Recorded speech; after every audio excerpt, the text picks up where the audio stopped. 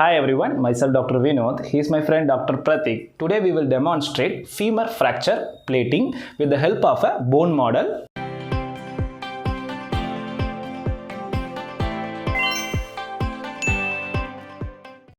Femur shaft fractures will be displaced mainly due to the attached muscles proximally and distally to the fracture fragment. The proximal fragment will be pulled medially and adducted, while the distal fragment will be pulled proximally. Intraoperatively, we pull the distal fragment and make the alignment properly with the help of the C-arm guidance. This process is called traction. After confirming the alignment under C-arm guidance, we will fix the plate maximum on the lateral surface because this is the tension surface. After confirming the alignment, I am fixing the plate and temporarily I am fixing the plate with the help of the bone clamp. Here you can see I am applying the bone clamp in such a way that screw holes are easily accessible for drilling with the help of the drill bit. After confirming the alignment, I will start drilling the screw hole next to the fracture site. Either I can drill the proximal or the distal screw hole next to the fracture site, depends upon the fracture type. After confirming that, I have drilled both the cortexes, both the lateral and the medial cortex here. Then I will either use the C-arm guidance to measure the length of the screw by keeping the screw in the thickness of the bone, or I will use a depth gauge for proper measurement of the length of the screw.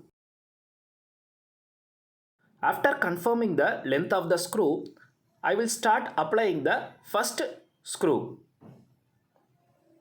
I won't completely tighten the screw because if I complete only single screw, that part of the fracture fragment will be close to the bone. This will prevent the alignment later. So I will start drilling the second screw hole. I have drilled both the cortexes. Then I am applying the second screw. Ideally, we need to use two screwdrivers to simultaneously tighten both the screws on either side of the fracture fragment. This will make sure that the plate is same level on both the side of the fracture fragment. Here, for demonstration purpose, I am tightening with the help of a single screwdriver.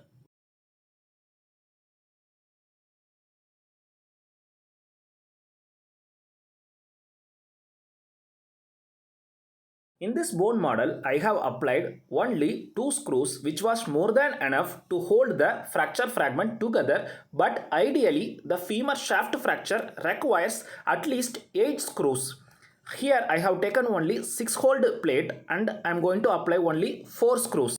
The fracture site is very much reduced and very well aligned. As you can see clearly, there is no fracture line visible to the naked eye, but on close observation you can see on posteriorly there is a small crack visible, which is acceptable since up to 2 mm at the fracture site gap is acceptable, and there is maximum chance that this kind of fixation will unite ultimately.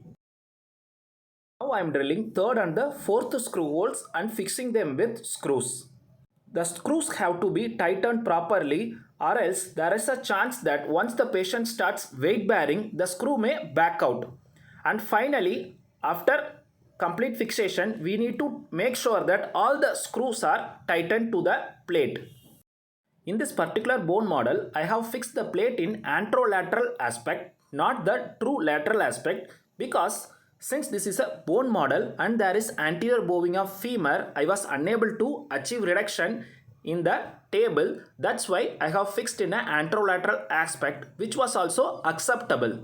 Hope this video is useful for you. Do like and share and subscribe to Dr. Vinoth's Medi360's channel for future videos. Thank you.